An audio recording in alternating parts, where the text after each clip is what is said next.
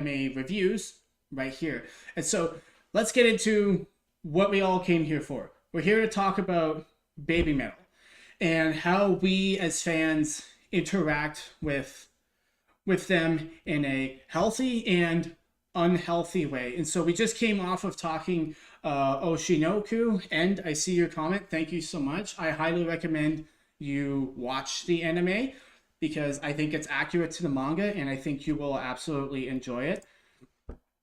But so I'm sure you understand why I'm pairing the two with Babymetal. Babymetal does work, and so when we're talking about comparing the two, Oshinoku deals with the idea of the obsessive fan, in particular the lolicon, the middle-aged man that is hyper fixated on the young prepubescent teenage girls who are dancing and performing and putting on these shows, such as what Babymetal was back in the day.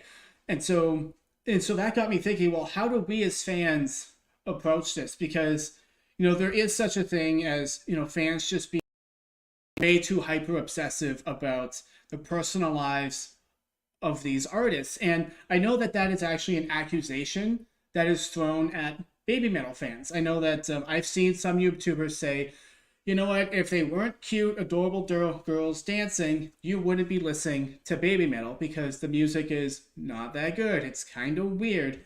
And I don't think that's fair, but I also think that it does point to a particular subset of,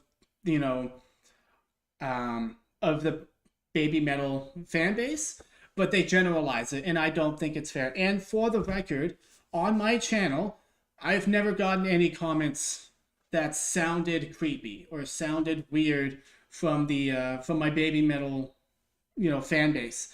Babymetal is K-pop anime. Yes, James, you're right, and they're kind of like that. And girls do the same thing to BTS.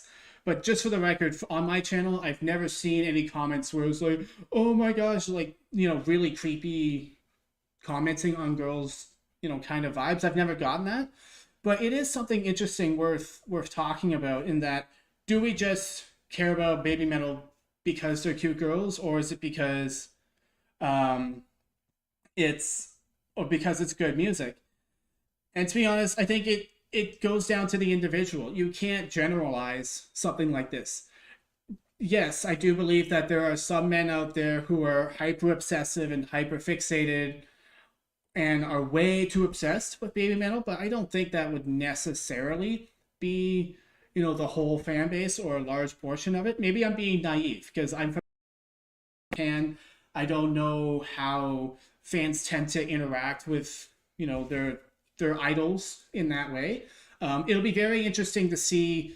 I will comment on this later when I go to see Babymetal live. I'm going to see them in Toronto this year, and so I will definitely let you guys know what I see. Do I see a lot of like hyper excited middle-aged dudes that give off weird vibes, or do I just see a bunch of fans that are happy to be there and enjoy the music? In terms of the music being good or bad, the music is good. It's niche, it's special, but it's definitely good. And I will confess, there are a couple of Babymetal songs that I haven't quite warmed up to yet, such as Gimme Chocolate.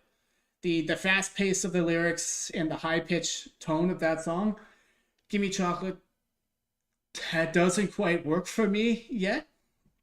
And so we'll see. A lot of their newer stuff I tend to like more.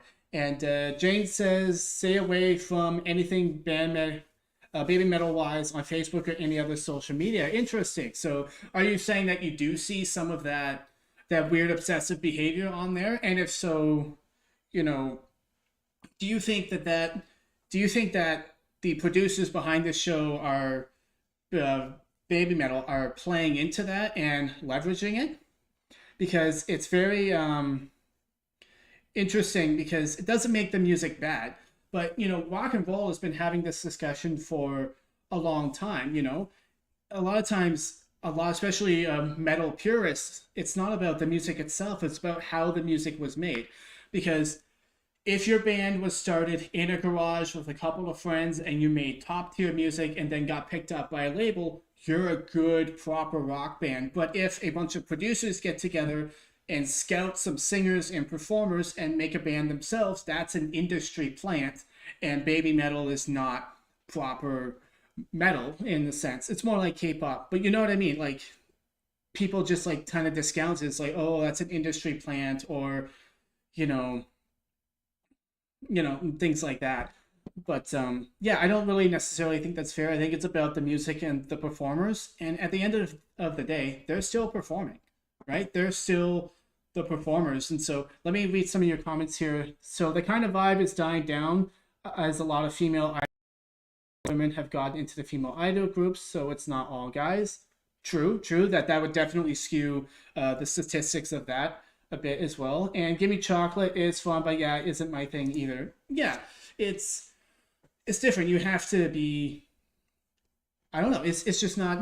And that's not bad. Like, not every artist makes a song that every single fan likes. Sometimes you like more songs from one album versus the other. And so, and sort of bring this all the way around, and then we can kind of just open up the questions for anything you guys want to talk about at all, because I'm here for you guys, might as well.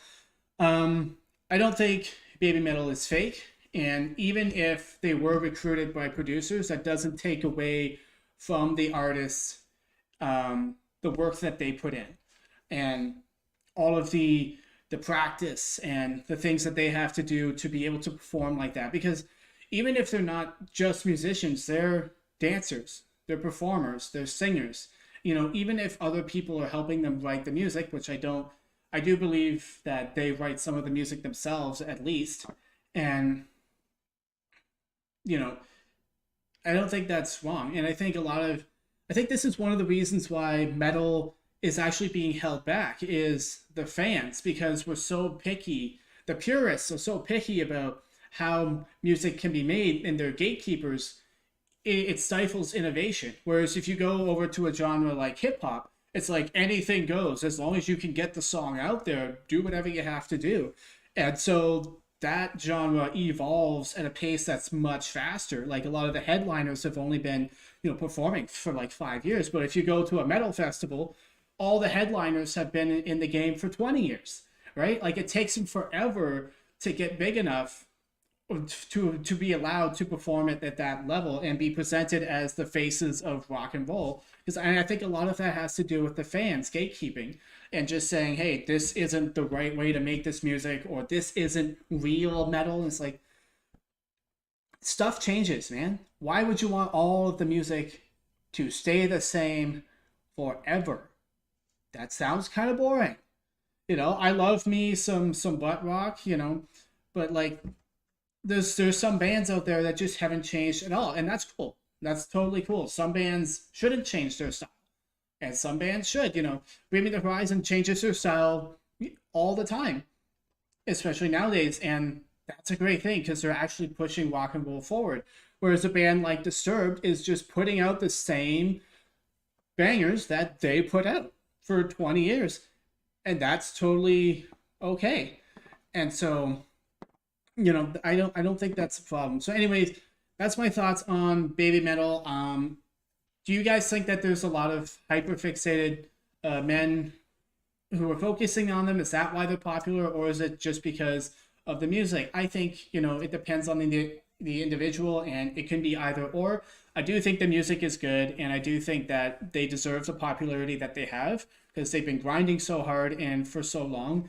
So those are my thoughts on Babymetal. If I have more thoughts, I'll make another video. So let's open it up to Q&A. So Babymetal is like the portray of Perfect Idol.